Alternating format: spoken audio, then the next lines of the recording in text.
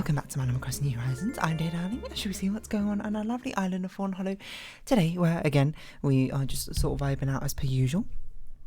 You might be like, what has come of you listening to the sick soundtrack of this musical based around the wives of Henry VIII from whatever the Tudor times, whatever year that was, or year span it was not 1 year, let's be real.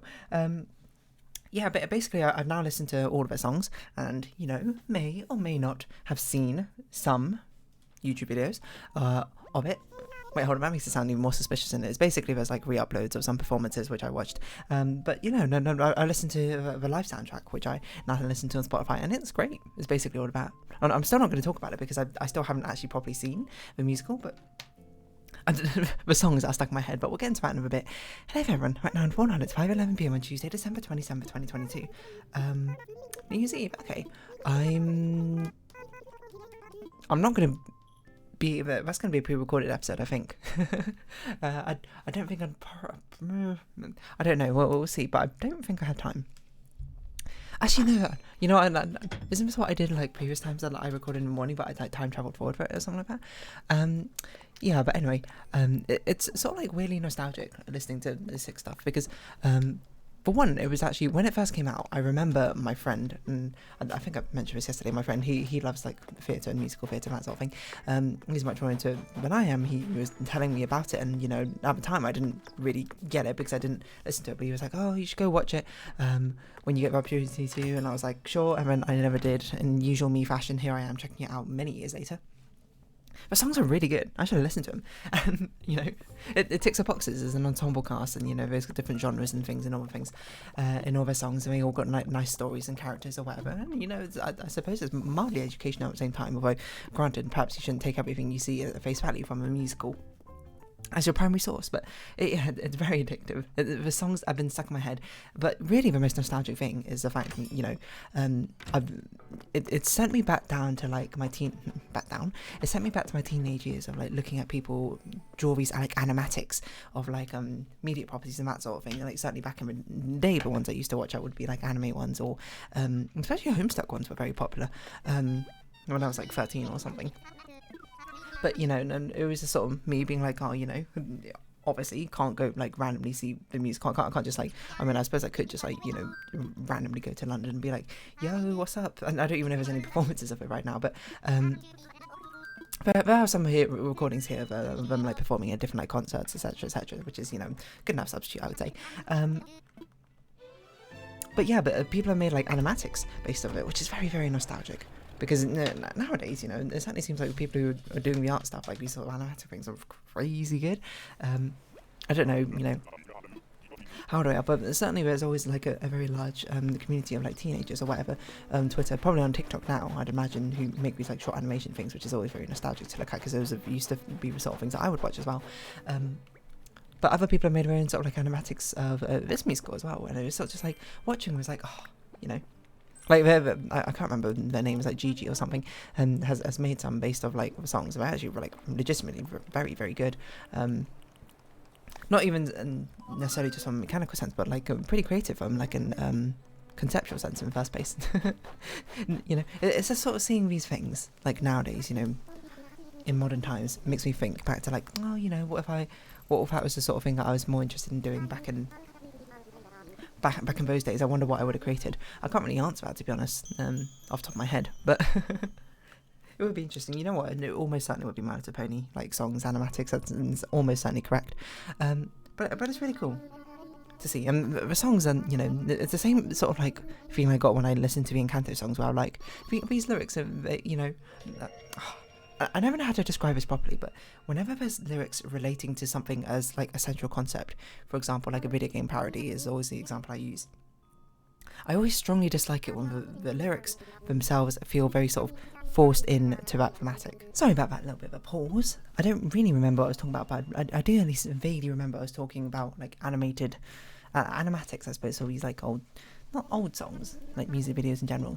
It's always like, as I've been noticing, well actually, I'm probably part of the reasons due just YouTube recommendations recommending similar things, but I was going to be like, it's always like musical songs, there's so many for like Hamilton, I'm trying to think what else there was a lot of. I can't really think.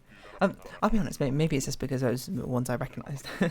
I'm sure there's like more of these like animatic things where I'm just like, I don't even know what this is from in the first place, which makes it much more confusing. But to be fair, you know, we sort of like animate, like I don't even mean ones which are necessarily just like hand drawn or whatever. It means like these ones which are like spliced together from like clips or whatever from a show. It feels even weird that I used to watch them, but some of them were pretty good. At least some of the Homestuck ones I remember introduced me to a lot of random songs. Like the one that always sticks in my mind is the one called "Oh No." Although it's written in a way that one of the characters in Homestuck writes, so it's like eight. Wait, it's like "Oh No," but the O's are replaced with 8s because that's how she wrote in Homestuck. And I don't know, that one just sort of sticks in my mind because "Oh No," Marina and Diamonds, good song, good artist. I think. What else does she sing? I don't really know. I know she's in a song with Clean Bandit called like Baby or something, but that like, oh my god, Joy-Con drift, out of control. That animatic has stuck in my mind being like, wow. I don't even know if it's even that good or anything. Like, and not by like that good, I mean like you watch it and be like, wow, that's terrible. I mean like you watch it and be like, hey, that's pretty cool. But it's not like it had any sort of like standout animations that you have nowadays. I mean, I suppose nowadays I'm much more spoiled by looking at like Vocaloid or like apparently VTubers do it quite a lot as well. These like 2D music videos that they've done, which are just like ridiculously well edited together, just like insanely well. But to be fair, they're also, it's not like they're the only ones also just making the song. They're probably people who do it like kind of professionally, or at least have been doing it for a while. So you know the standards are a little bit more different than a fan made one, and probably they had similar roots or something. Just, you know, not on YouTube, probably just like on Nika Nika or something.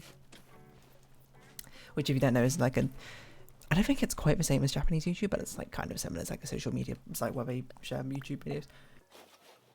Sorry, not YouTube videos, just videos in general. But yeah, I was actually thinking about this. Like, I can't remember when exactly I was thinking about it, but I was watching this Vocaloid song called what's it called? Patchwork Staccato. Because I was like, you know, as I said before, I'm interested in music and that sort of thing. I was like, what if I, you know, then you like to imagine these sort of things. So I'm like, what if I created a song? How would I do a music video? I would probably do it like this. I'd do like one of these animated things. And I remember watching it and just being like, wow, there's not actually like a huge amount of video effects which is going on into this in first place, which is probably, you know, the sort of mark of someone who's actually pretty good at making these music videos rather than someone who's just doing it sort of like hobbyesquely, amateurishly. I mean, that sounds a bit more disparaging than I meant it to be, but you know what I mean, just sort of like a casual hobby rather than a serious one, I suppose. Because it's like, I remember watching that animated music video. Like, this is not even animatic anymore, this is straight up animated music video, where it's just like, there's so many effects of like shapes just like popping in and out with rhythm of music, things going on in the background, like you would never actually properly like notice. So you just sort of like subconsciously take it in as a whole, as a spectator. But when you yourself are doing it, you're just like, whoa. You know, you had to individually put in all of these different like, animation effects in the first place.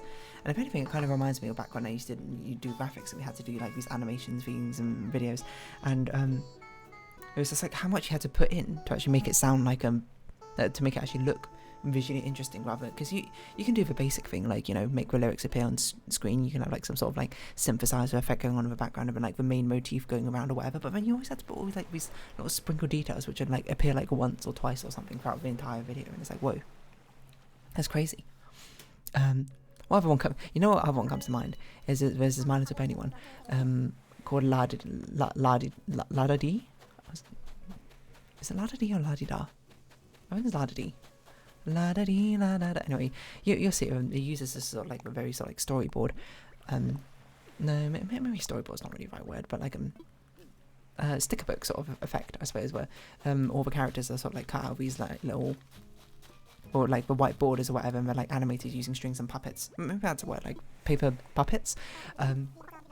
And it's weird because that video was really, really old, because that video, like, I remember when it started being created, I suppose, when I first, you know, actually paid attention to like what was going on in My Little Pony episodes or something, and by the time I like stopped watching episodes, it still wasn't finished. And then like it was only like years, half a year ago or something, where I was going on a nostalgia trip watching all the episodes I didn't finish, I was like, oh yeah, I wonder what happened to that video, and it's finished, and it's really good. It's genuinely like a lot of effort, but there's so much effort you had to put into it, so you can never think about like things like making it feel like a little bit more hand, like, because obviously the effect they're going for is like a paper puppet. It needs to look like it's people like on strings and paper like doing it, and like all the little things need to have like a very sort of slight wiggle to them to make them feel like they're a physical object in space rather than, you know, digitally being created or whatever.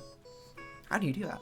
And the honest answer is probably just a lot of, well, one, maybe there's some sort of automatic macro thing that they can do, which you can just like add on to that layer and then it gives it that effect or something in first place. Two, lots of experience, and three, patience. There's really all there is to it. Like even adding on to this anecdote, once again, I'm building like anecdote upon anecdote. When I did like songs for like my friends for their birthdays, and you know, long story short, it was basically, you know, we make like weird creation gifts to each other. And for a while it was songs. It was just like me making a song and being like, it feels so bare bones, like no matter what I did. And then, you know, actually taking the time to go listen to like people who like made actual songs of that song. And I was like, whoa, there's like so many layers of interconnecting things which pop in and out all the time. You know, which go on like of the songs that I'm using as a basis. I'm like, wow, like what? How do you even think about that in the first place? I suppose. Oh yeah, they're talking about New Year's sort of Animal Crossing commentary. We'd love to see it. It's just, I don't really know where I was going with this, except for like the amount of like layers you need to put on top of each other to really get across the concept you want. It's weird. Maybe not weird, but wild is perhaps the word. It's like so involved. That's perhaps what I mean. And obviously that's not something that you can easily portray in animatics in the first place, because animatics are basically, they're kind of like the in-between of storyboards and animation. Because animation, if you don't know, takes a heck of a long time. Storyboards don't take nearly as much time, but, you know, also don't look nearly as visually impressive. Animatics is sort of an in-between where you, like, I suppose literally draw the in-betweens of, like, the storyboards. And that makes it entertaining to watch in the first place. So it's a sort of nice, a nice compromise, I suppose, for any sort of budding music video maker. To create without having to fully animate like a whole like 7-minute music video or something. I forgot what I was going to say about this. Anyway, these like 2D MVs that we always have are really impressive. Like, again, I'm talking about again from the perspective of Project Sakai, because, you know, that's the flavour of a month for me. Oh, I shouldn't say flavour of a month. I don't really have flavour of months. I more have like flavour of 3 years or something. But they're just really cool. Like, I'd love to, on one hand, I'd be like, I'd love to, like, try my hand at, like, making something as, like, one of those, like, video edited sort of music videos and that sort of thing. But on the other hand, I'm like, I've done video editing before, and I've done, like, bigger, like, not for this channel, I mean, for, like, graphics projects and that sort of thing. And I know how much effort it takes to do even, like, a small amount in the first place. So I'm just sort of like, that's a big project to undertake. Still, one I would do eventually. I mean, I said that in Day 1000 or so. I was like, I would like to try and, you know, make music or something like that sort of point. You know, you got to start somewhere. Start with like fan covers of things. So, you know, a very popular thing on YouTube community, I suppose, is that people have their own like fan covers of songs and whatnot. Why not? You know, just as like the same way I've done my own custom thumbnail arts, I suppose, for Let's Plays. Why not do that for music as well? Make my own custom video animations as well. That could be fun. Then it's like, as I'm saying, it's two birds, one stone. Just like you know, this channel is, and doing a thumbnail art is both drawing and commentary and I suppose entertainment, all wrapped up within one hobby. I can do the same for music as well. You know, making music video, proper video editing and animation combined with the actual music in the first place. Still need to get like writing somehow intertwined with all of this. I said I was going to do like a blog thing ages ago, but that's not come to pass yet, I suppose. Oh, I also just thought about it, because we have our writing group actually meeting up kind of soon as well for short stories. When is it? I haven't even thought about this one. 12th of Jan. That's, well, actually, it's still 2 weeks away, basically. I don't really have an idea for this one. I'm very much getting to a phase in my writing group where I'm running out of ideas of things I was interested in covering, or, you know, I want to push my boundaries, but I don't know what way to push my boundaries, because, you know, a lot of things I end up writing are quite similar. Anyway, that's a future me problem to think about. But yeah, no.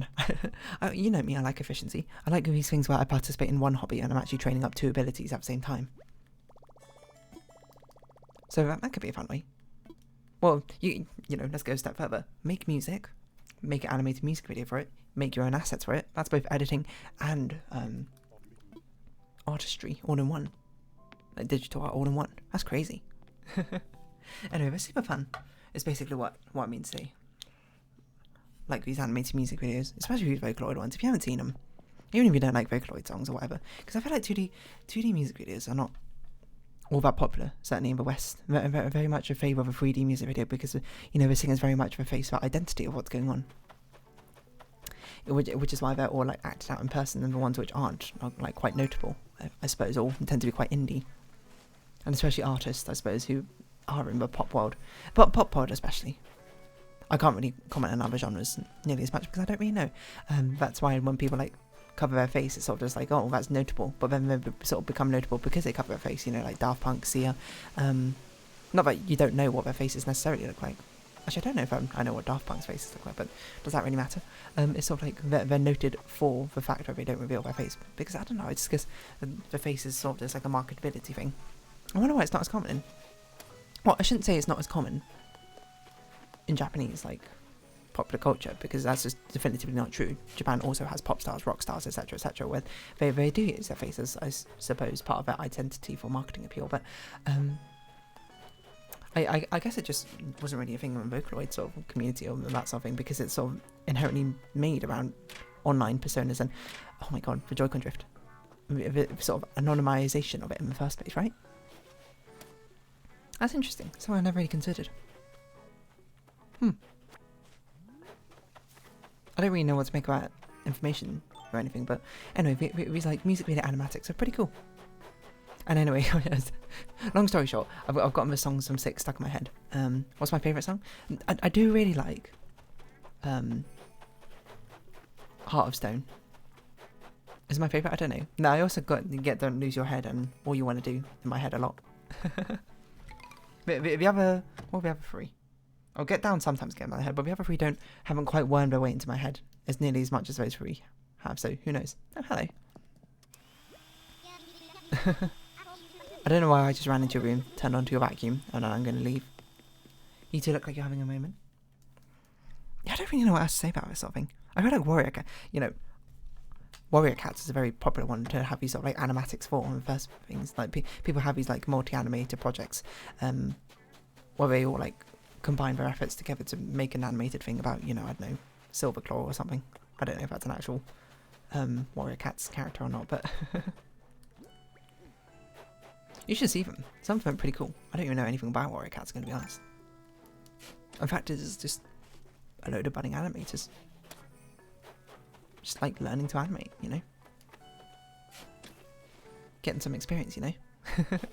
It's impressive, is basically what I mean to say, rather than something which should be like disparaged or looked down upon. I mean, it's awesome.